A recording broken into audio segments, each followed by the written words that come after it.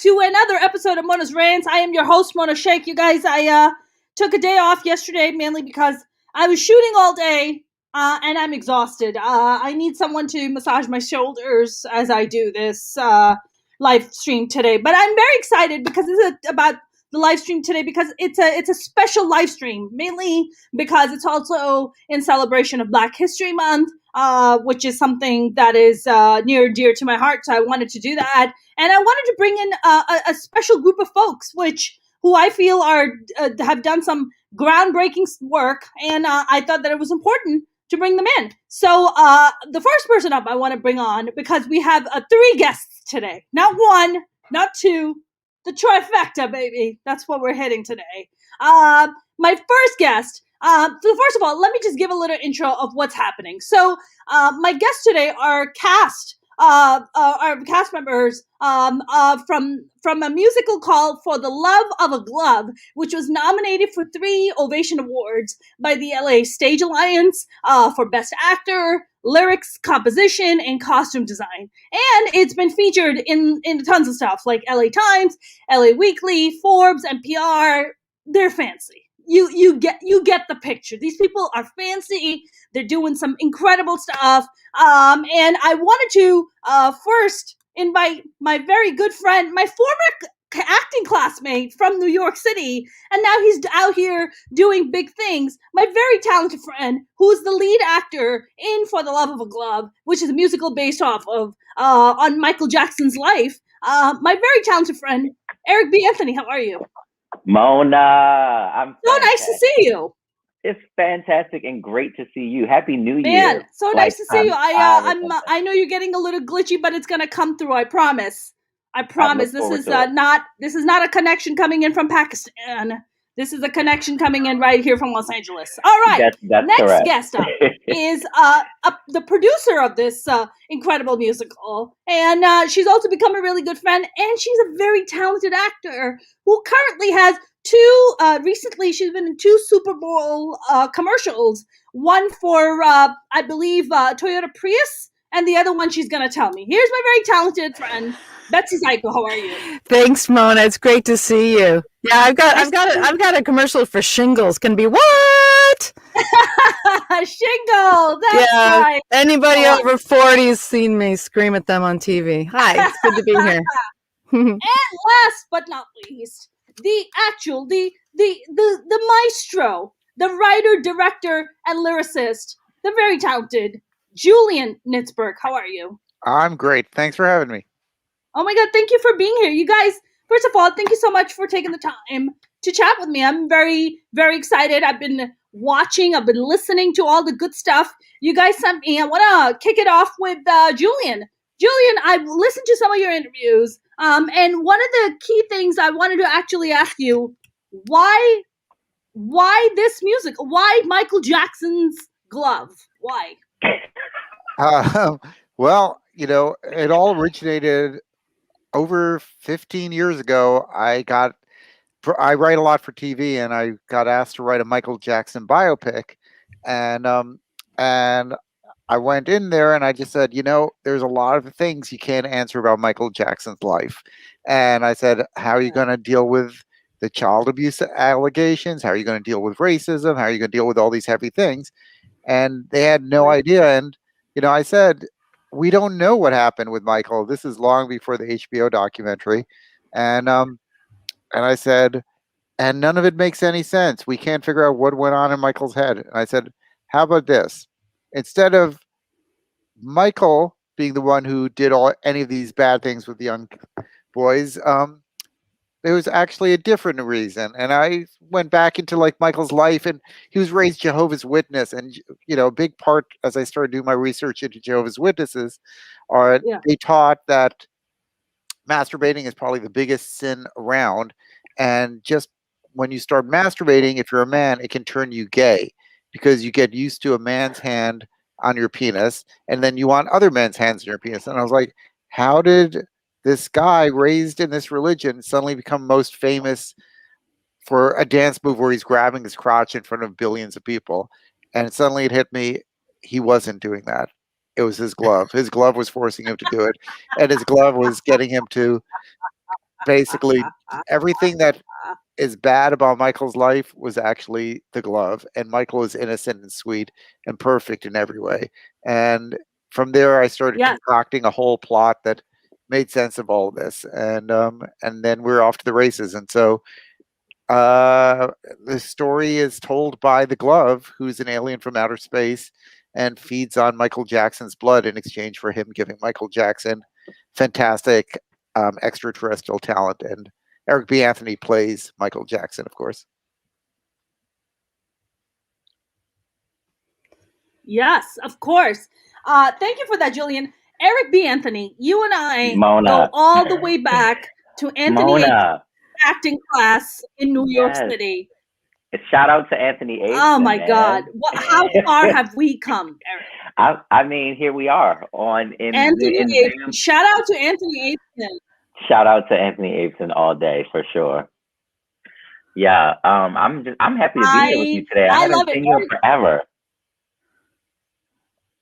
I haven't seen you in forever either, and so great to see your face. I'm first of all, congratulations to all of you guys for being nominated for 3 Ovation Awards. For Eric, for you being cast as Michael Jackson. Did you, or were you kind of already on the radar for Julien and Betsy, and they were like, Eric's got to play Michael Jackson? Oh, that's a great question. I would love to hear the answer to this. I know what happened on my end. It was 2016. I was doing a show at the Kirk Douglas called Recorded in Hollywood. I was starring in that show, and Julien saw the show, but the director of that show had a friend who's also an associate producer of our show. Her name is Heather Martin. Heather came to see the show, knew the director, and I guess Heather and Julien had talked about doing a table read of For the Love of a Glove. This was in 2016. And after Heather saw me in Recorded in Hollywood, she was like, I think I know the perfect Michael Jackson. And so she talked to the director of my show, Denise South, and they let me know about it. And I met Julien one day at a house on on Los Feliz Boulevard, Hollywood Boulevard. Where were we? It was Franklin and Normandy at one of our composers' houses. We have not only did I get nominated, but 3 of our composers. We have a team of 3 composers: Drew Erickson, Nicole Morier, and Max Townsley. And it was at Nicole Morier's house, one of the composers' houses. Yes. Got it. So we were at Coco's house, and I had no idea who Julien was, but I read this crazy play about Michael Jackson and aliens, and I was like, what? This is so insane, but it was so funny. and it was so it also was so, to me, it was a sweet, like, it was a sweet investigation into, like, how does all of this happen to this person? How does he become the man that we knew him to be? And so I really appreciated Julien's, just his imagination with what could have made Michael Jackson into the person that we have learned him to be, right? And so I read that, I did that table read in 2016 or 17, like the beginning. And then 2 years went by, almost 3 years, and Julien reached out to me and was like, hey, we're doing a production of For the Love of a Glove, and I need you to be Michael Jackson. And that's kind of how it went. Yeah. And Eric was like, I think what I'm trying to understand is, yeah. I mean, I wonder, like, yeah, sorry, go ahead. Well, you wondered what? I guess the question to me is, like, were you, I wanted to know, like, in that 2016 performance where he saw you, were you doing any moves? Were you grabbing your crotch and he was just like, that's our guy? Listen, Mona, so and I love that you asked that question about this particular experience, because the show that Julien saw me in Recorded in Hollywood, which is actually based on a true story of a man named John Dolphin, who was a big music man in the 50s here in LA.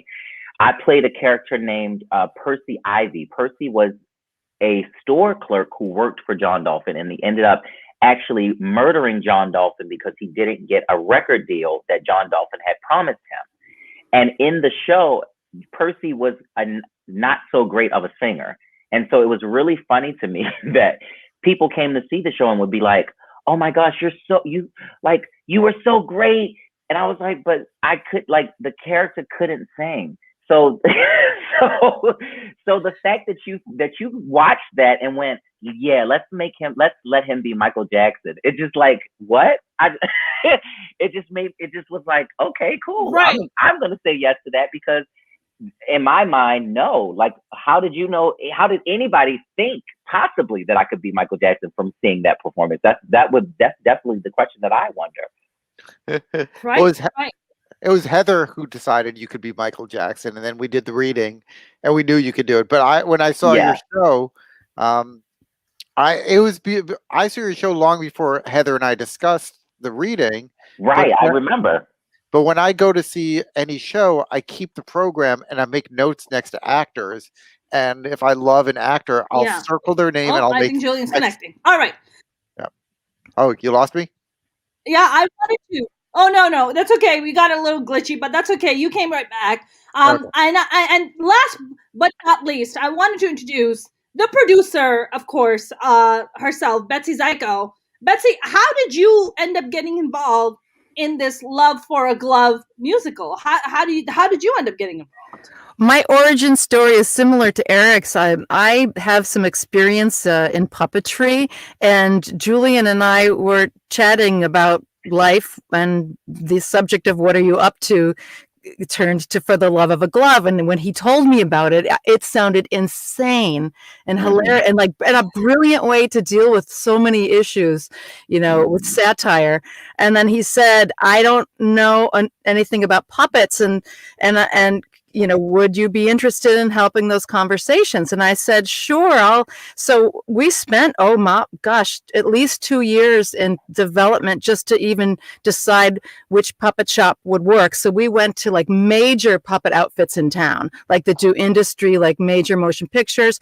And, and I took him to all different puppet designer studios so he could kind of see the scope of what puppetry was before we landed on Robin Walsh's and Adrian Leonard, and Ron Binion also helped in the process. So I just said I want to help I want to help the story live, and because there's 22 to 25 puppets in the show, and only 30 characters, so 25 of them are puppets. I was like, the puppets piece has to come first in terms of development. So that's where I came on board, and I never left. And here I am, like a mother hen, showing pictures to try to. You're like holding it up. You're like holding up like a child. I know. My child is missing. Have you seen him? I feel like this really does. Look at her singing to her son. I love that so much. Okay, let's talk about the puppet world for a second, okay? So this whole idea about Michael Jackson being from age 9 to age 25, and the way that you thought that it would be best to be able to portray it. Thank you, Betsy. Thank you. It's so great. Is through puppets. Julien, like, what? I mean, how many months are you sitting on this, and you're just like, how the hell do we have Eric play a 9-year-old to a 25-year-old Michael Jackson? Oh, I got it. Puppets. It was pretty early on. I knew I wasn't going to hire 9-year-old kids to be in our show. And and I've always loved puppetry. And as a kid, I loved puppets. And I had a puppet theater in my house. And Betsy was for years in Chicago, and I went to Chicago when another musical of mine was being done there, and I saw this company called Red Moon Puppets, and their stuff was incredible. So I talked to Betsy about that. So basically, how was I going to do a 9-year-old Michael? It was either going to be 9-year-olds, people on their knees pretending to be 9-year-olds, or puppets. Some of the ideas we went through we went through a lot of things. Oh, we tried different ideas, and finally, I had this concept of we need these full body, full life size puppets. I wanted, and Do you want me to keep showing pictures, or is this just not working for you? Yes. Okay, because I'll keep just chewing it until you tell me to stop. Look at this. Oh my God. Are you playing with the fro of the puppet? I mean, how heavy are these puppets? Like, I mean, are they the size? Like, how heavy are they? 10, 15 pounds, 20 pounds? That's a great question. Betsy, do you remember the weight? What I can say is because they were strapped onto our bodies, so like they were literally full-size puppets. So the legs are attached by a strap on my leg, and then my feet are the feet of the puppet. So then the body comes up, and then the torso is free in my hand, and his waist is connected and strapped to my waist. And so that's how we walk together and all that. And I use just with my hand to control his head and make sure that he talks, right? And then I have my other hand to be able to use his hands freely. But I think, Betsy, do you remember the weight? No, I don't. They weren't that heavy. I feel like they couldn't have been. I don't think Michael could have been more than 10 pounds. I feel like that's probably about what he was. I can't say for. Yeah, but he wasn't. It wasn't heavy. I mean, I'm looking at the puppet. Yeah, and I'm saying to myself, is anyone using them in any kind of foreplay in the bedroom? It's not the little kids, no. Not the little ones, the adult ones, the 25-year-old Michael. Adult Michael isn't a puppet. It's Eric. Yeah. It's adult Michael is the adult Michael. Like that's it. I mean, Eric, when you got the part, like, are you watching, like, going back and watching his performances? Are you like reading up on his life? Like, oh wow, that's so great. First of all, what are you doing? Right. Let me love say, that so much. Like, the idea of, Eric, would you please play Michael Jackson? When somebody says those words to me, it's like, wait, what? What do you mean? Like, no. What do you mean? Like, really play Michael Jackson? I would be happy to do a table read, but Michael Jackson?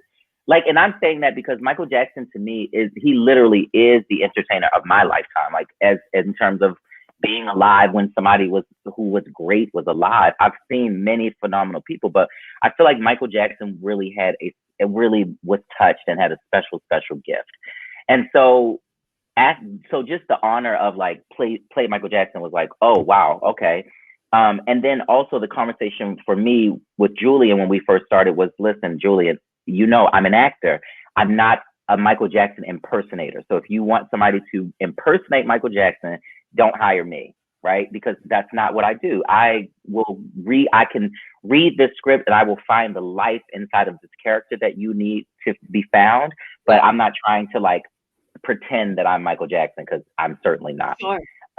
Once we had that conversation and I was able to literally start doing the work of who was Michael Jackson really, and like in this particular play, what is the story that we're telling, and how do I best tap into the heart of that story and make sure that's what people are walking out with once they leave our show. And it was a bunch of finding all of these random conversations that Michael Jackson was supposedly recorded having, like random conversations with people that he didn't know he was being recorded having. And so like just hearing his voice and finding, the big persona of Michael Jackson, and then those moments where you see in videos where he's not performing for people and he's just being a human being, and you see the little boy that still lived inside of that grown man. And so for me, it was just finding all of the truth about about the innocence of Michael Jackson. And again, I had the joy and the pleasure of working with Chris Judd and Brian Anthony, who had both worked with Michael Jackson they were my choreographers. And so working with them and working with Julien and working with Tony Jones, who was like the road manager for the Jackson 5, and working with Robin and Ron with the puppets, I feel like I had all of the top creatives in all of the fields that I needed to be able to craft the performance that I crafted with them. Yeah. And that was, I really leaned on first of all, just trusting them, trusting like the puppet masters know what to do. So listen to the puppet masters. Chris Judd danced with Michael Jackson. So listen to Chris Judd because he knows what Michael Jackson did because he was right next to him. So that's kind of like the prep work that I had for the show was all of these great people. And then it's Michael Jackson. So I mean, when I say that you could fall asleep, wake up, fall asleep, wake up, fall asleep, and wake up again, all of the information that there is about Michael Jackson. So I was like reading things even up until March 8th when our show closed because of COVID, right? Because there's just so much information and so many different perspectives about Michael Jackson too. Right. And I'll add, to be able to work with people like who knew him at all stages of his life. Like Tony Jones knew him as a child. He has stories of like, that's where the Jackson 5 lived when they first came to Encino with Tony Jones. Mm-hmm. He has stories in his living room when he's in business meetings and he sees a child's toes peeking out from under the drapery. It was Michael, because he was so curious about business meetings when he was a little boy that he would try to hide and listen in. And you're not going to get those things in a book. You're going to get them from somebody like Tony, who knew him throughout that time, and then Chris, who knew him as an adult. So I'm going to keep showing pictures now. Right. No. Oh, thank you, Betsy. Thank you for that proud mother moment. No, I appreciate that. Thank you. I mean, Eric, you look so good. I mean, you look so good in that. Julien, I wanted to actually ask you, how many performances did you guys have before COVID sadly shut it all down? We did 8 weeks. We were supposed to do 6. We extended for 2 more, and then we were still selling out. We were planning to run for probably another couple of months because it was just starting to build up heat and energy. And we did 2 months of shows. So. Julien's last musical ran for a year to sold out houses and took so many awards. So we don't know how long this one would have gone, but when it's safe to return, we're working on version 2. So. I mean, I want to be there and I want to be able to watch it. I mean, it would be amazing. God willing, as soon as people stop being anti-vaxxers and start getting vaccinated, that will be amazing. Stop fighting the freaking vaccine for God's sake. As soon as we go back to believing in science, we'll be fine. Yeah. Julien, I actually wanted to ask you. I was reading your bio and. There was a mention about a play that you had put on about a white supremacist and Al-Qaeda members who go to blow up the Brooklyn Bridge, and they find out that they're both there for the same plan, and they don't end up blowing up the bridge. Can you tell me a little bit about that? Because I read that quickly, and I was like, okay, I got to ask Julien about this. Yeah, actually, that's how I kind of got to know Betsy. You had me at Al-Qaeda. Julien.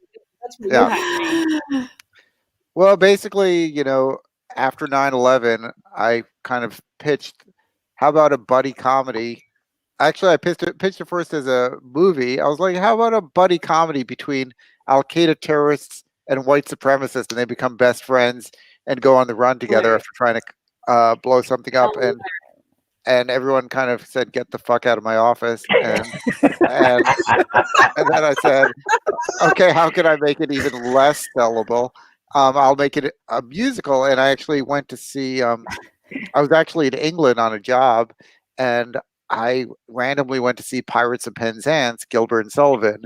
And I was just watching, and I was like, man, these pirates, they're so cute and so fun. Like, I'd like to do something that takes place nowadays that's with people like pirates. I mean, who are the modern version of pirates? They jump on your boat and they rape and murder you and steal all your money. I guess that would be an airplane. They jump on an airplane, and I'm like, they're Al-Qaeda terrorists. Why can't I write a musical about lovable Al-Qaeda terrorists, just like Gilbert and Sullivan did a musical about lovable pirates? And hilarious. And so I came up with this idea about a pair of Al-Qaeda terrorists who come to New York to blow up the Brooklyn Bridge. And when they get there, they meet these 2 Tim McVeigh style white supremacists who've shown up at the exact same time with the same plan. Neither of them blow up the bridge.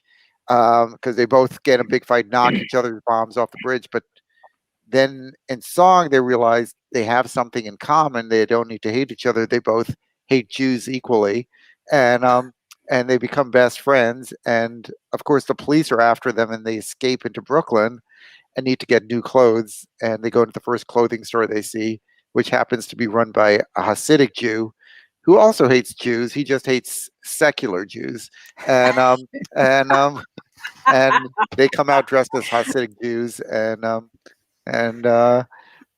they fall. And I don't know if more hijinks happen in romance. They meet. This was during the Bush era, so they meet these two girls who are basically the Bush twins, and they all fall in love with George Bush's daughters. Oh my goodness! So so it's very romantic. It's feel good, romantic, and Al Qaeda.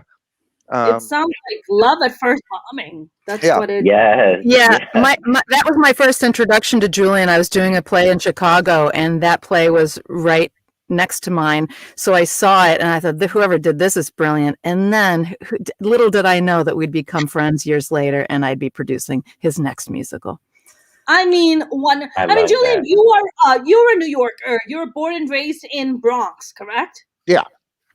Yeah, and Eric, you and I are both New Yorkers as well. Eric's Baltimore. I came from Baltimore to New York to LA. New York to LA. That's right. Yep. Yeah. That's right. Yeah. And Betsy is Ohio to Chicago to LA? Cleveland to Chicago to Los Angeles. Yep. Cleveland to Chicago to Los Angeles. Mm-hmm. I mean, I think what I actually wanted to know from all of you guys is that has there been, I mean, you guys have gotten some incredible reviews on Forbes and LA Weekly and LA Times and, just the kind of, NPR Weekend Edition. It's incredible. Has there been, has the Jackson family reached out to you guys and have any kind of, positive thing, negative thing? Like, does the Jackson family know about this? Like, please, anyone can take this. We've heard from Michael Jackson fans who there were groups of people who were like, how could you, because there's people on either side who are fans who love him and we're very upset, and then we'd say, well, fly to town and see it for yourself and then tell us what you think. And we had groups of fans who came thinking that they were going to protest us and ended up loving it. Wow. Which was, you don't walk away from this musical without a strong opinion, which is how it's working. Yeah. Right. And Donny Osmond's family hasn't come to see it either, but I hear he's got a great sense of humor, and we have Donny Osmond right there. That's right. You see the Donny Osmond puppet. What about you, Julien? I mean, you as the director and creator, writer of this, of this play, like, had people reached out to you and be like, what the hell are you doing? Like, oh my God, this is Michael Jackson. Well, how has the reaction been towards you? Before I did it, everyone was just like, what are you doing? My agents were like, stop it. Like, this is a bad idea. Your agents, huh? What? Even your agents are like, what are you doing? Yeah, Corey Feldman was not happy, and he doesn't even know that. Like, comes off as great in it, but it's the assumption is people sometimes negative. But I'm looking for the Corey Feldman puppet while we. Yeah, people assume it's going to be like a dumb parody Saturday Night Live sketch, and just mocking Michael Jackson, like kind of like a South Park episode making fun of Michael Jackson, and it's a much more complicated piece. We're really dealing with, a lot of the racism that Michael dealt with. We're dealing with the sexual repression he dealt with because his family was Jehovah's Witness. We're dealing with, so it deals a lot with religious repression between Jehovah's Witness and. Sorry, go ahead, Betsy. I was gonna say I didn't know till this piece that Indiana had the largest KKK in U.S. history. Yeah. And, so there's a song. I missed that part about the largest. Yeah. Where he came from, Indiana. Yeah, Michael was from Indiana, and the second song of the show is about how Indiana had the largest KKK in U.S. history, and people always assume Indiana was a northern state that fought with the Union. Oh, I'm sure there is. they're not racist. And of course, they had the largest KKK. You know, I know it's going to shock people that people in the North were racist also. And Wow. but With a shocking experience for people. yes, they're going to be They also had shocked. Mike Pence. That, Mike Pence I came think out of they're shocked there's racism in America. They Oh my thought it was God. all gone in 1962. Well, Yeah. I thought they did want to resolved say. it already. I thought they handled the whole racism thing. Yeah, that thing that's old news, man. Are Yeah. you kidding? No, but Mona, one of the just to And answer the question about the Jackson family or like people that were connected to Michael Jackson, one of my favorite moments yeah, after the show was and I didn't even know this. A friend of mine who produced another show that I did came to see the show with his wife, yeah, and his wife is the daughter of the gentleman who was the person who signed Michael Jackson to Epic Records, right? So this gentleman who signed Michael Jackson to Epic Records, he was his A&R at Epic. His daughter is married to this producer who's my friend. They come see the show. She was a child when Michael Jackson was signed to Epic and grew up with Michael Jackson at Epic Records, as yeah. her father being Michael Jackson's A&R person. So she comes up to me after the show and she's with tears, is like, Eric, Mm. I just have to tell you, Mm. I saw Michael. Wow. I saw him. And Wow. and in the midst of like, and it was so sweet to me because in the midst of aliens and shenanigans and zaniness and puppetry and masturbation and all these things, this person who knew Michael Jackson personally from a child Right. had a real moving experience with the show and could not tell me that, Yeah. you know, she was like, I just want to say thank you for honoring his heart. And for that for me was like, if nobody else said anything great to me about my performance, that response from somebody who knew Michael Jackson, and for me, with my concern being people walking away knowing the heart of Michael Jackson, I was Yeah. like, my job was done. I was so grateful for her telling me that. Wow. I mean that goes like kudos to you and your performance and your talent for you, for you to go like dig into that and really go for the heart of it rather than, try to do an impersonation of it of Michael Jackson, but the heart of, I mean, the fact that she saw him as a child and was just like, I saw Michael. I mean, Yeah. what a Yeah. great compliment. Holy shit. A super compliment. And a real, I also think a real applaud to Julien for what he wrote too, right? Because I was living the truth of those circumstances that were on the pages, and so I'm really grateful that we took the time to really find, like I said, the heart of our show, because it could have been a zany, crazy, people are laughing, falling out of the seats, because it's a really funny, crazy show. Yes. I had the joy of actually getting to watch the show when my understudy Tracy Dorey got to go on, who plays Jermaine normally, but I had some other engagements, and so Tracy got a weekend to perform, and I got to see his first show. He was incredible, and the show, I was laughing from beginning to end. I was like, I'm in this. This is so crazy. Right, because now you're looking at it as an outsider rather than in it and performing. Oh wow! Yeah. What now? It's Which crazy. theater was you perform? Which theater was the production going up at? It's a brand new theater called Julien? the Carl Sagan and Andrean Theater. It's inside the Center for Inquiry. It's in Echo Park. It was just built, and we were the premiere production of it. So, Wow. I mean, Julien, when you're like, I read that, thank you, Betsy. I think what I was reading was the fact that you didn't use any of the Michael Jackson music, of course, then you would have to go and try to add, try to ask for permission and all that. So you just went ahead and just wrote a whole brand new musical telling the story the way you wanted to tell. I mean, exactly. how long does it take to write a musical? Like, whoa. It's too long, way too long.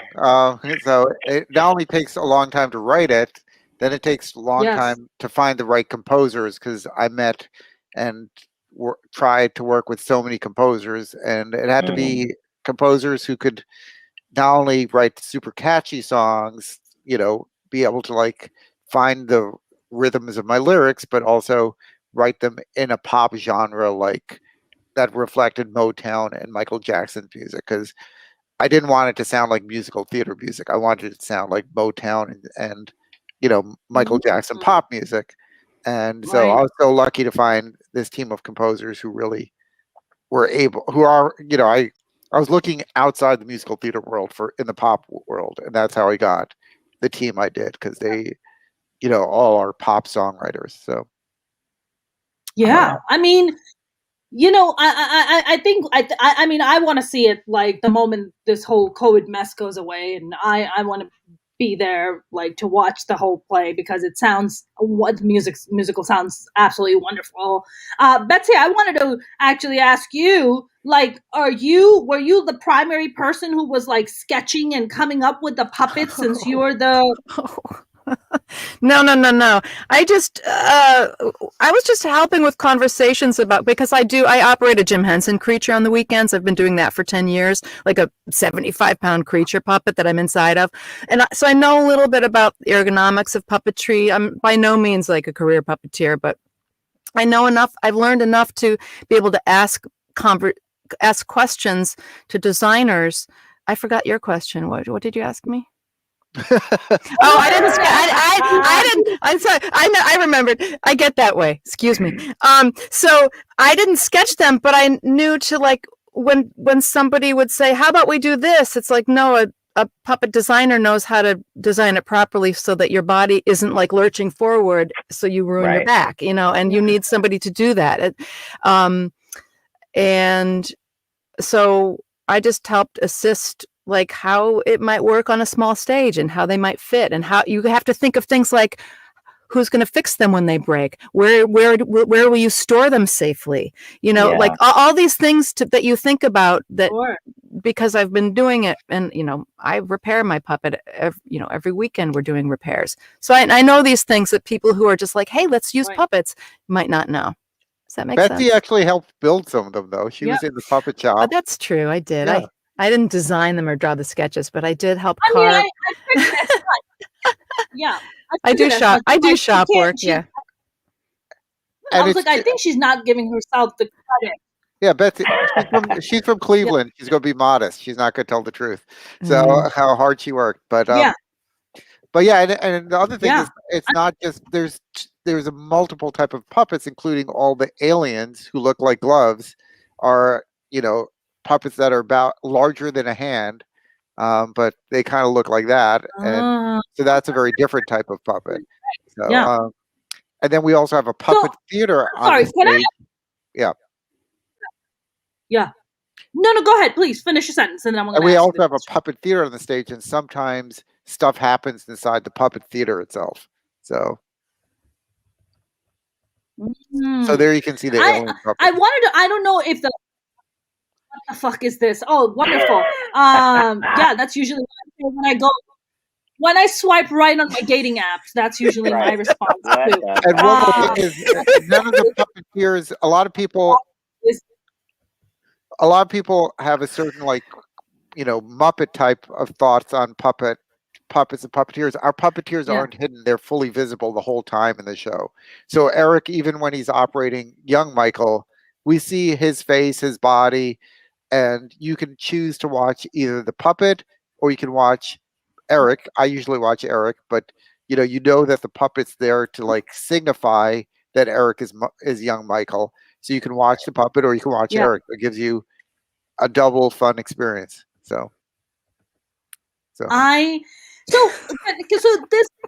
I ask you something? I don't know if it's a question that reveals the plot somehow, but is the glove involved in the don't masturbate process somehow? What are we going to give away? Yeah. What? and he's got a mouth, so he Yeah. can take things Oh in. yeah. That's comforting. I'll tell you that there is a reason that, as I mentioned, that Michael started grabbing his crotch on stage, and it wasn't his idea.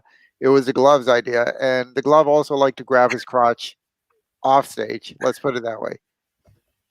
The Glove also likes to, So, are you guys? Did you guys delve a little bit? Did Jehovah's Witnesses people reach out to you and be like, "What is this? Like, we don't, we don't advocate no masturbation. Like, what are they saying?" Uh, our, We only have ex Jehovah's Witnesses show up for some reason, yeah, and Jehovah's Witnesses aren't big on going to musical theater. So Jerry Minor, because they have to stay at home and they have to stay at home and not masturbate, Julian. So that's and knocking their doors with pamphlets. Knocking your door with pamphlets, yeah. Jerry Minor played the Glove, played Thriller, the main Glove, and he was raised Jehovah's Witness. So he, early on, I went to him and met with him, and he read the script, and he would give me notes on this is true, this is not true. And I interviewed a lot of ex Jehovah's Witnesses who all said this stuff you're saying that non-Jehovah's Witnesses watch and think is crazy and made up is all true. Like, you wouldn't believe the crazy stuff. And Jehovah's Witnesses aren't allowed to masturbate. They're not allowed to celebrate birthdays. They're not allowed to have blood transfusions. I interviewed an ex-Jehovah's Witness who told me he believed Michael's death and Prince's death were all because they were Jehovah's Witnesses. And Prince became a Jehovah's Witness later in life. And he needed to have some operations because, of all those years of dancing, he'd caused I don't know what exactly he did, but he'd messed up his body and needed surgeries. But because he couldn't get a blood transfusion because he was Jehovah's Witness, he never did his surgeries. And so he was in constant pain because of that. And that's what led him to developing an opiate addiction. So, wow. Yeah. I mean, that's so sad. That's so sad. I mean, look, I grew up Muslim. We didn't really grow up with the don't masturbate part. We just went straight to the no fucking, like no sex before marriage part. That's where we went, like just straight to it. Right. Yeah, they didn't really tell us not to masturbate. I mean, not that I heard of. I'm sorry. Can I just take a little detour to a side? What I'm trying to understand logically. So if it's a man's hand touching a man's penis, and it makes you gay. So is that the same for a woman? Does that turn a woman lesbian too? Yeah, of course. You're gonna want other women. You're gonna be like, oh, women's hands feel really good on my special lady parts, and I'm gonna want some other ladies to do it. Not any. Yeah, so masturbation's gonna turn anyone gay. Wow. Yeah. I believe it too. Who's gonna handle the lady boners? Goodness. Right. Who's gonna handle that? Wow. You must have learned a lot about Jehovah's Witnesses, Julien. I mean, Eric and Betsy, did you guys go and learn a lot about Jehovah's Witnesses too, where you're just like, wow, I did not know that was a thing. I didn't even know until the moment that Michael Jackson was a Jehovah's Witness. I did not know. I love that you didn't know that. Yeah. The whole family was actually really big into it. But there was some who didn't used to go, because Michael was like in love with his mother, so he did all the things that his mother, and his mother was a Jehovah's Witness. Joe was not a Jehovah's Witness, so they did right. So Michael decided to be a Jehovah's Witness because of his mother, and would do the whole knocking on the doors and all that stuff, did all that Jehovah's Witness stuff. Did Michael do that? Did Michael do that? Did Michael go door to door? Yeah, he would put on disguises, and he would wear these weird disguises because he didn't want people to scream when Michael Jackson came to his door. Right. But he would go in disguises, knock on people's door, trying to convert them. And the funny thing is Prince was doing it too. And there was a great story on NPR I heard where this lady in Minnesota, like there's a knock on her door and she's like, oh, she looks through the people and it's just like, we'd like to talk to you about Jehovah's Witnesses. And she like looks through the people and she's like, wait, that's Prince. And instead of like keeping the door closed, she opened the door. It's like, I'd love to hear about being a Jehovah's Witness, just so Prince would come into her house and try and convert her. And she just basically let Prince. Yeah, basically the whole family except for Joe were Jehovah's Witnesses. Did she convert though because of Prince? Who? Did the lady convert? The lady whose door he knocked on? Lady. Oh no, she didn't. The door. She just was a Prince fan, and she wanted to hear Prince talk to her about Jehovah's Witness, but she didn't want to become a Jehovah's Witness. So that's so funny. Right there. Like, how are you gonna let me in? Let me talk this whole spiel about being Jehovah's Witness and then not convert? Come on. Yeah. Come on. Because you're Prince knocking on her door. That's how. Are you kidding? I mean, my God, now everything has been virtual. You guys know, like I'm a stand-up comic. I've been doing a lot of virtual shows and stuff. Did you guys at some point think during the pandemic to do like a virtual show or like a virtual performance and just charge people like whatever, go back to the stage, do like COVID protocol thing, have everybody be like super duper, I get COVID compliant and then, live stream it or shoot it? Anyone? Betsy, Julien, any one of you guys? Betsy? It's theater is best as a live experience in my wisdom and especially something like this. So there's no way we could create the intimacy and the humor, and it's a live experience and it's a story that will survive. And we're working on version 2. We're taking this time to look at the script and decide, what might we adjust for next time, and making lemonade out of lemons. It's a very interactive show, so it doesn't. As an interactive show, it also really, you need to be sitting in the audience because there's parts where Michael talks to the audience and gets the audience to do things that they don't want to do. So plus puppets look weird on screen, as you can see.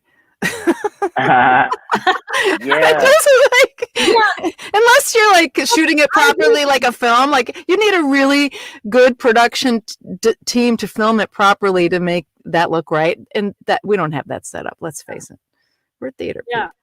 No, I mean, Eric, for you, like, have you been, your primary, I've noticed that you primarily have been more focused in doing theater more than, I guess, TV or film. Am I wrong about that? Or has your career primarily been in theater?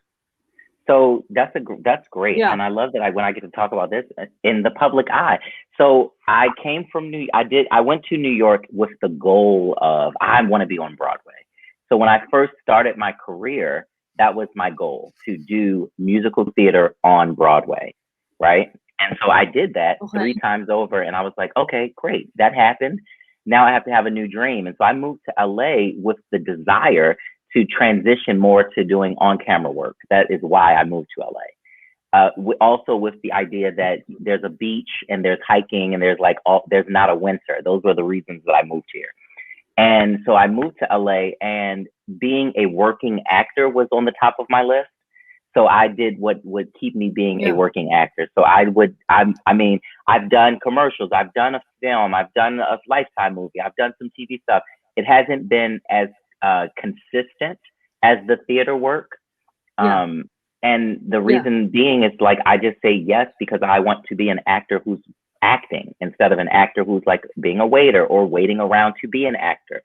So also I love theater. And so just to answer your question about like this live streaming situation, like what Julien was saying, this particular show, I would hate to do this show without people in front of me to like receive what's being given. Because it's such a communal experience. It's such a communal experience. I need the people to believe in the aliens. I need them to believe in the puppets. I need them to believe in me as Michael Jackson. Like I needed the people. And so this particular show would be so not, it would like miss the mark completely if we didn't have an audience to like breathe with us in the process. Yeah. The laughter, the guffaws are unbelievable in this show. I mean, I saw almost every performance except for one. And it never fails when there's this one ridiculous reveal moment where you realize it's aliens coming from outer space, and the waves of recognition just through the sound of laughter, and it's extraordinarily fun to hear people go, oh shit, what have we done? Yeah, I mean, it sounds. I love that whole concept about aliens. I mean, I don't know if you guys have recently heard, but when the orange buffoon was in office, Chucky, he was sorry. I love he it. was talking about the segue. Sorry, it was the orange buffoon. He was talking about Space Force, and he was talking about how the Israeli military came out, and the Israeli, I think, the Israelis came out and said that Trump knows all about aliens, that they're here on this planet, they're here. And I'm pretty fascinated by, and I wonder if there's any way to. Are you guys thinking about? I don't know if you guys even knew about this until this moment that I revealed this, but. I mean, how interesting would that be if there are aliens actually here on this planet right now as we speak? I just hope they come to see our show when we reopen. I hope they look like gloves. Maybe they can audition for us and give us their expertise. Yes, so you know, Mona, the aliens also like to have humans put their hands inside their anuses to so that's part of the thing in the show is so when Michael puts the alien on to appear, he's actually putting his hand inside of him, so it's something they're kind of into. So I hope these aliens that Trump knows about do that are into fisting also. I mean, I've seen a porn that once started that way. So I mean, gosh, with aliens, Mona, with the hands of the anus part. Got it. No aliens. Just that part. What was the porno named? I don't remember, but I did leave a comment saying that your mom must be so proud of you. Oh no. Because why not? Listen, you got to be really good at your job, and kudos to you for doing that. I mean, I watched Hamilton, the Disney Plus version of it, and I really, I wanted to go see it in part live, but then the freaking pandemic hit and destroyed everything. Is that something that you guys are thinking about, possibly like taking out to Vegas, or possibly even trying to go to Netflix or any of the live streaming services and being like, hey, we have this awesome, musical? Is that something that you guys would consider or even thinking about? Yeah, I mean, we first want to take it back to the stage, and then have someone, if someone wanted a big company wanted to film it when it's back on stage on a big stage, we'd love that. So yeah. I mean, it's just like that live theater experience that you're talking about. I can relate because as a stand-up comic, it's just not the same. It's just not the same. That virtual barrier just doesn't let you have that human experience, Even when you watch something like Hamilton on Disney Plus, they're doing it with an audience response. Like you hear the audience. The other day, I recently got HBO Max and I was switching the channels and I watched little Bill Maher, and he's got 5 people laughing, during his monologue, and it seems so sad. It seems like a public access show suddenly, not that his jokes were that funny before, but they're a lot less funny with 5 people laughing than 100, and so I think it's the same thing. We have to film it with a full audience laughing, providing that laugh track for people watching it on video. So absolutely. Julien, during your research of this musical, when you were putting it together, what were some things that you learned about Michael Jackson where you were like, holy shit, this is incredible. This is such insider information. I mean, it just blew your mind. What was that thing for you?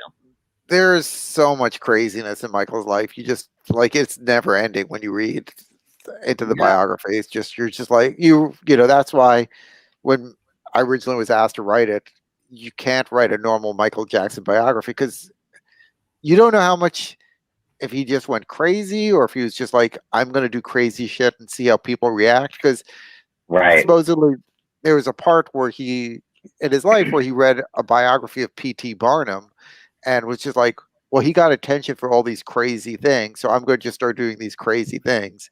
So, you know, when he claimed that he was trying to buy the Elephant Man skeleton, that was we don't know if he really was or he just thought it was a fun way to get, you know, in the tabloids when he claimed he was sleeping in a hyperbaric chamber.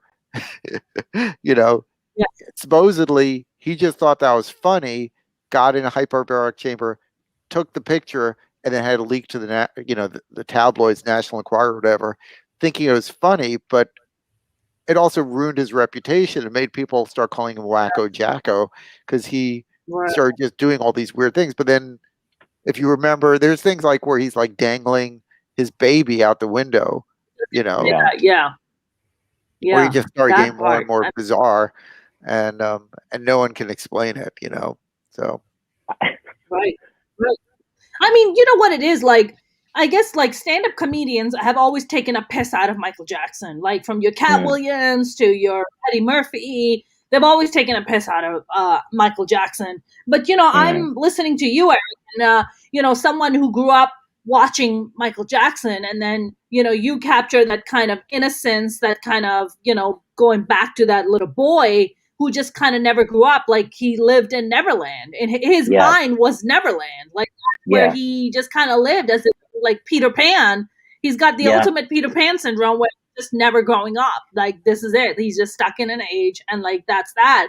But I guess for you, Eric, as you know, as an actor, how difficult is it to kind of detach yourself from the Michael Jackson you've come to learn in the media and the tabloid versus then dipping into like this person, you know?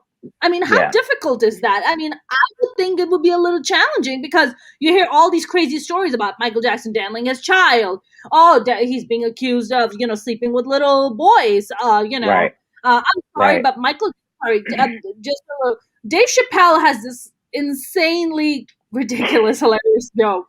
He goes, Michael Jackson would invite little boys, you know, take them to Neverland, like give them wine, you know, and pardon my French, suck their dick. He goes, that's a good host. That's he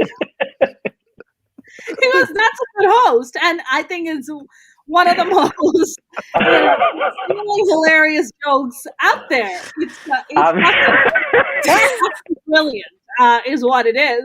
But you know, I guess my question to you is like, you watch all this madness. Like he showed up to the court late, like dressed up like Captain Crunch, and then was just like dancing on the car. Like people like, what the fuck is happening with Michael?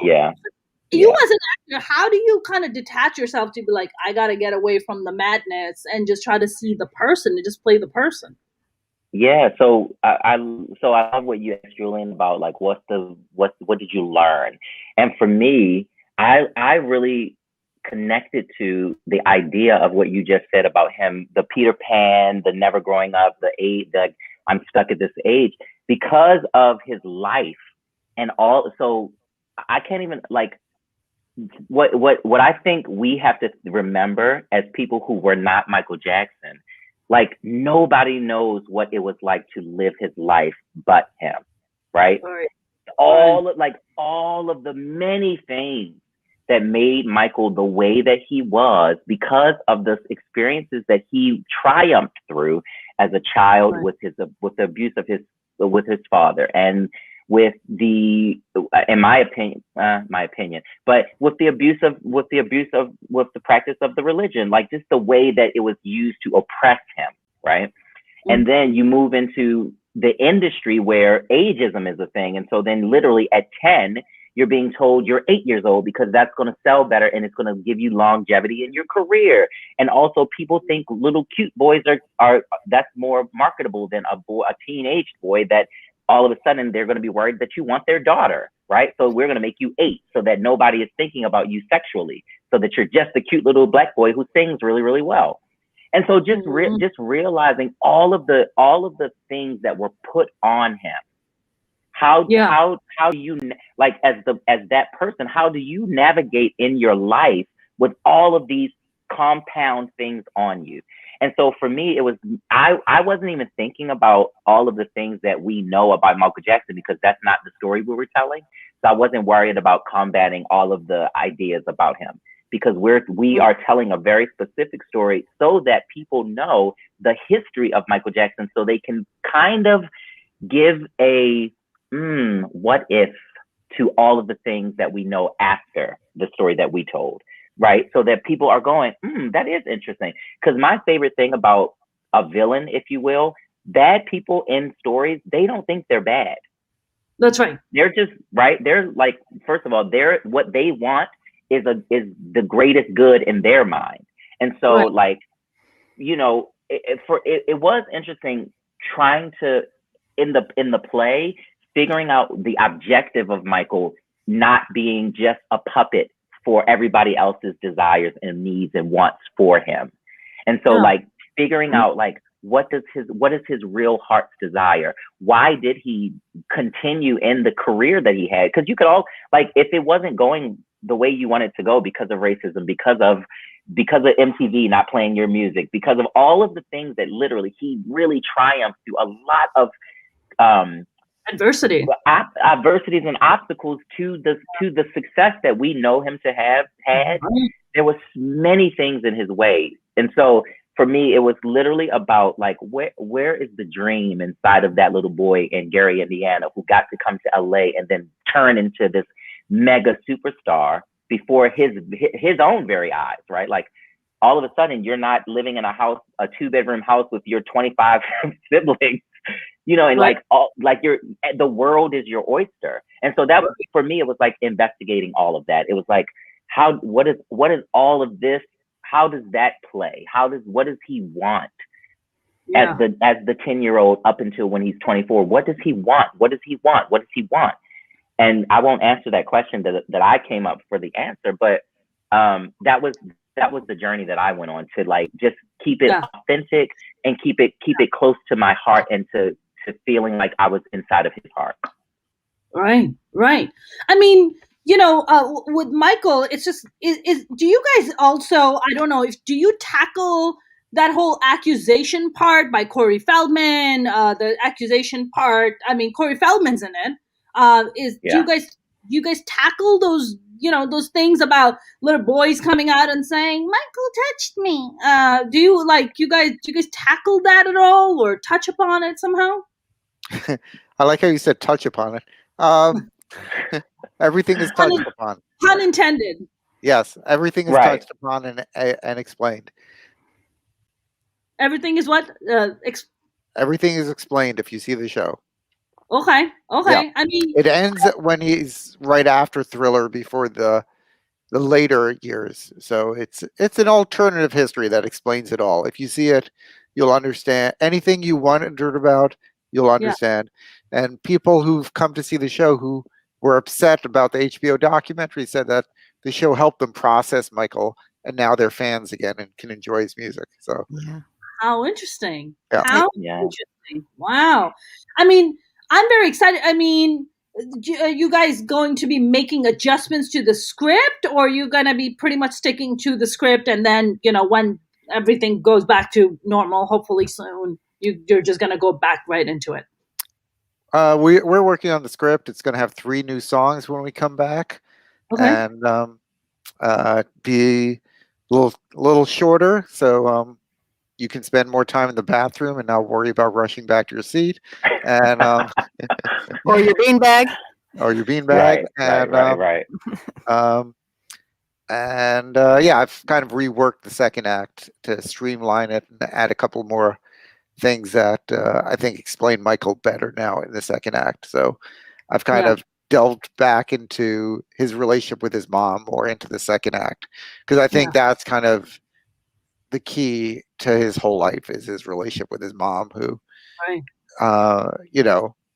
really, on the one hand, some ways was very loving, but on the other hand, the love was very dependent on him doing certain things to keep her happy, and and she got so much meaning from being a Jehovah's Witness that it put Michael in this box where he couldn't be himself because he was scared of losing his mom's approval by not, living the Jehovah's Witness lifestyle. So yeah, I mean, I know that when Michael was there, I mean, Prince was there as well. Like they both had their careers around the same time, and it became this massive competition that who was going to be the top one, right? Was it going to be Prince? Or it was like Team Prince or Team Michael Jackson.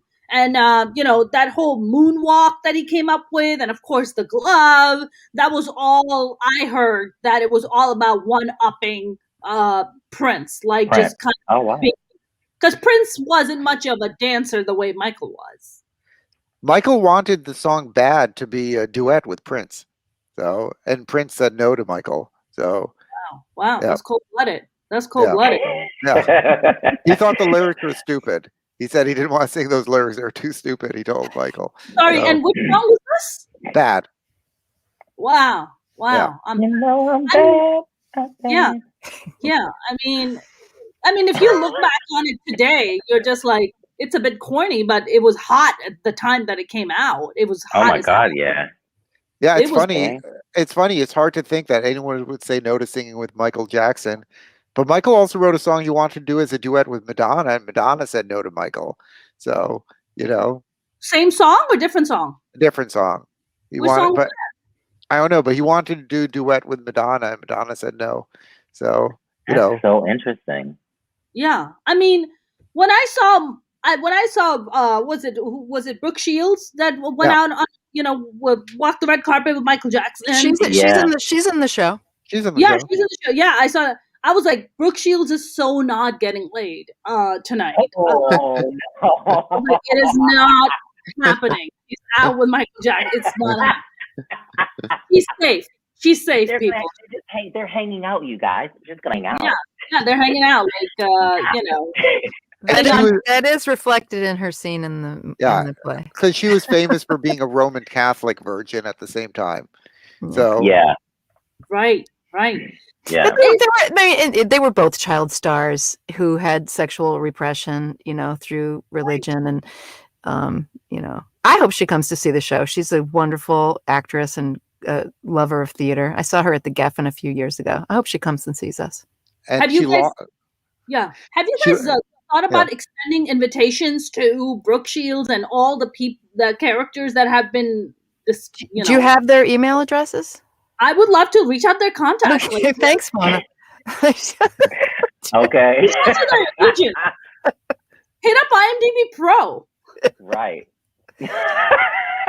That's what they tell us. That's why we pay for it. Right. Come on down, folks. Come on down. I mean, you guys have gotten so much great publicity. I mean, I would think that the folks that are being portrayed in this musical, I mean, if somebody was portraying me, I'm like, I want to go see this.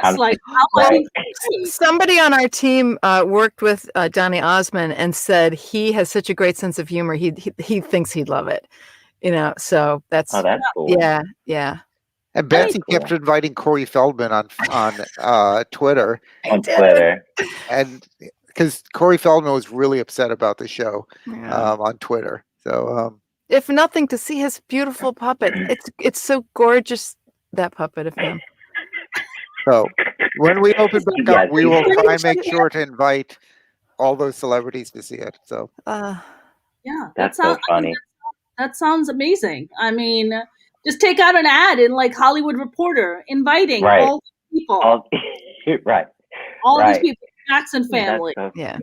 And just Brooke Shields, just list them and name them. I mean, it sounds exciting. We're gonna start wrapping up, you guys.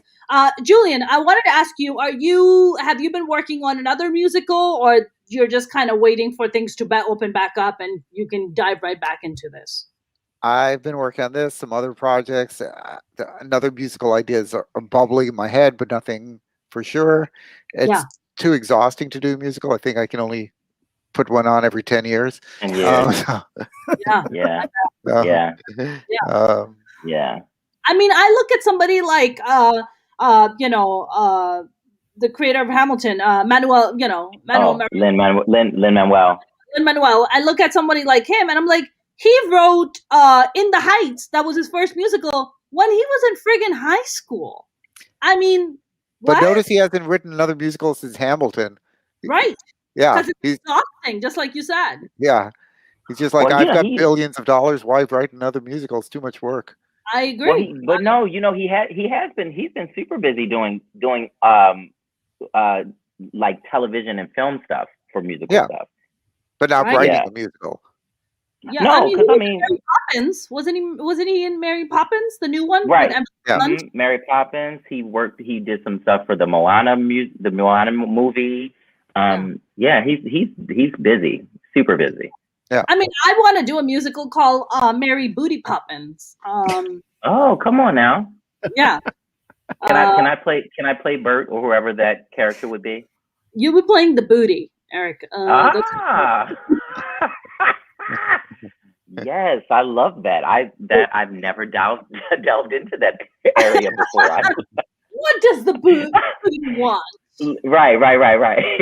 What's the motivation for what is the heart of the booty? Right. Is what I'm trying to get at. I honestly, by the way, thank you so much for taking the time to chat with me today. I learned so much about Jehovah's Witnesses, about Michael Jackson, about them not masturbating. So sad. Who's gonna watch all this porn? Sad. Right. So sad. Eric, what about you? Are you working on anything during this COVID time? COVID time, what are you working on? Yeah. So a couple of things.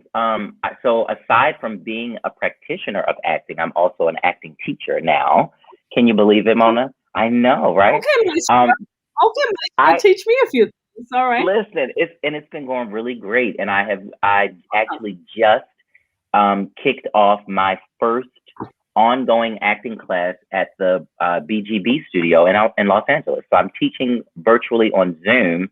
Have a couple of classes at the BGB, and I also work as like a coach for people for their auditions and stuff like that. But I have a class that I'm teaching weekly at the BGB studio, and I also teach a bi-monthly class for actors of color at BGB. That's wonderful. I initially, when I had moved from New York to LA, I took some classes at BGB Studios. Yeah, that makes sense. I think it's an incredible community. Some of the best actors I've ever worked with, just in terms of the way people are showing up to do the work. Yeah. So it's been really fun creating a space that's safe and open for other artists to practice their craft. That's wonderful. And if people want to take your class, where can they go, Eric? Where can they sign up? So look for me anywhere and everywhere on all of the socials at Eric B. Anthony, or you can just go to bgbstudio.com for the BGB. But you can find me everywhere at Eric B. Anthony. Awesome. Well, Thank you very much. What about you, Betsy? I know you're always working on stuff, and you and I have worked on a couple of things. And what are you working on? Some projects? What's going on for you? Actually, I work part-time right now as a teaching artist at the Natural History Museum. So I do kids shows, family shows every week. Work right now working on a script about Mary Anning, the fossil hunter. So I do puppet shows every Friday and Saturday, still on virtual realm. Okay. And I'm an actor. I've got commercials and TV spots and voiceover. You're sitting in your voiceover booth, which took me a few minutes to process, and I was like, she's in the I produce a storytelling show at Rogue Machine Theater called Rant and Rave with my co-producer Sarah Fenton, and we launch a story every month. We're publishing stories that were recorded live, so look out for those. And where can they catch those, Betsy? Rogue Machine Theater or Rant and Rave Los Angeles. You can search the socials for those. Awesome. Thank you very much. And Julien, last but not least, I know you said musicals are exhausting. So are you in the Bronx right now? Are you in New York right now? I'm in Los Angeles. I've lived here for 20-something years. You have. Okay. So you we've all moved on to the lighter side of the world. We've just You're right. like, I'm not owning a friggin' coat. I'm not shoveling snow. Right, Fuck right. it. I want sun. I Yeah. want. That's right. I'm here for the earthquakes. You're here for the. Hey, Yeah, I'm here for the Botox. I'm here for the lipo. I'm here. come on. Listen, I'm here for all of it. Mona, you're hilarious. I'm here for all of it. So you guys, I know that the dates are indefinite right now, of course, but COVID will be cured any minute now, and we'll be back. so it's like it's just gonna disappear like a miracle. You remember Trump that? said it would disappear. It's just a few months late, but if he Did said that. it, Okay. it's true. I mean, Oh my listen, God. whatever the orange ape says, yeah. Oh my God, second impeachment trial. So excited about him. I love you so much today, Mona. I know. It's just so good to so be able to say excited. whatever you want to say. I I love don't. that. I mean, listen, that the joy of doing your own thing. This is the joy. I know. I see.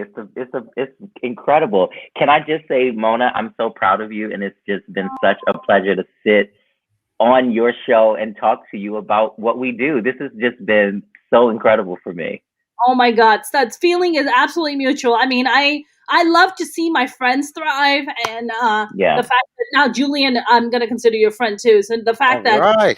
Betsy and Eric and Julien, like you guys are all thriving and doing so well, it's such a pleasure and honor. So thank you very much for being here, and thank you for chatting with me. I really appreciate it. Thomas, Thank you. said good show, Mona. So people have to. Yes. Thanks, Thomas. And so Let me had- holler real quick. I just have to say, Thomas Yeah. Fraser, I see you, brother. With Thomas and I grew up together in Baltimore. Yeah. oh, So that's pretty that's so that's pretty cool. And my mom is here. Hi, mommy. Thank you for watching. That's hi, Mom. Nice to see you. Thank you And for Thomas joining. pointed out that both Michael and Eric played the Wiz. Played the Scarecrow in the Wiz. Yes. Yeah. We did. Yes, We they did. Look Yes, at we that. did. That's amazing. And I must say that Michael wasn't as good as Eric, though. Well, let's listen. I mean this. Michael Jackson he's it. Like, so I did a good job though. I really did do a good job. but Michael Jackson is the shit. Like, I'm just gonna put that out there. He's the shit. Oh, Agreed. you just stand up with you know each other. Okay, cool. Yeah, I love that. we know each other because we did stand up together. That's right. I That's love right. that. So you guys, is there any way that Was Diana Ross in your version of the Wiz, Eric? No, I won't. Don't even. Was it no. Mary Wilson? Oh, rest her soul, rest her Oh. sweet soul. No, and I, bless. No bless, Supremes bless, were in it? Yeah, no Supremes were in it. Okay. No Supremes were in it. But I did have some really incredible people in the shows with me. My Dorothy's were a woman named LaQuette Charnel and Kristen Doughton. Those are my Dorothy's. When I did it twice, and those are my Dorothy's. They're both super incredible, super talented. Wow. All right. You guys, can people like go online to your website and like sign up for it and then get mail? Like where can they, Julien? Do you want to? Just type in fortheloveofglove.com. We have a mail list there that'll tell you when we open back up. It's got the press. It's got a lot of stuff. We've got a YouTube where you can hear like a song or two. And we've got a Facebook. We're not on Parler or Gab yet, but we're on Twitter. Right. Well, you have to be on all the things or you're not on anything, okay? Yeah. You're not on Twitch? What are you doing? I know. Maybe until we reopen, we could have our puppets do cameos. Yeah. Oh, that'd be fun. We could do that. I just had that brilliant idea. Let's work on it. I'm gonna let little Michael run my IG page for a week. That works for me. Yeah, that sounds like a ton of fun. Thank you so much, Mona. The puppets could have an OnlyFans also. Oh gosh! Oh gosh! Come the on! Sims. Oh, I think OnlyFans is for Mary Booty Poppins. I think that's yes. The only that's what it's for. If you guys want to hang around for a little bit, but we're gonna end the show, you guys. This has been a pleasure. So thank you so much for joining us. Thank you, Mona. It seems like everybody really enjoyed it. So thank you very much. Thank you. Thank you, guys. Thank you guys for watching. Thank you.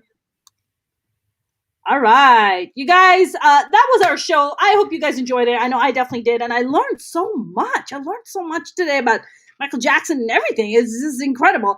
Again, if you guys want to go and sign up for it for when the show does restart, you can go for the love of a glove.com. Of course, they're also on Facebook and other social media, so you can absolutely go and sign up for that.